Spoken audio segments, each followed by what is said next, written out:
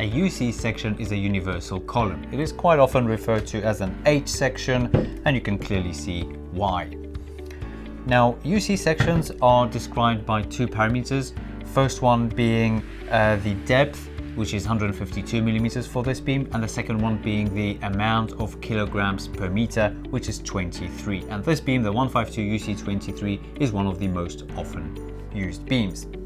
The first number is the depth, although be aware because it is only true for the smallest section in the group. So here we have an example of a 203 UC46 and a 203 UC86. So the larger one has 86 kilograms per meter, whereas the smaller one 46, but they are both referred to as 203s. And as you can see, the difference in depth is around 20 millimeters. So don't fall into the trap of assuming that every 203 beam or 152 beam has that depth in millimeters.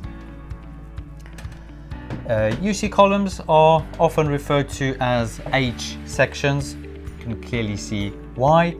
And because they are used as columns, you will have a bottom plate, a base plate welded to the bottom of it, and either a cap plate on which other beams sit, or you would have beams that bolt straight to the flanges or the web.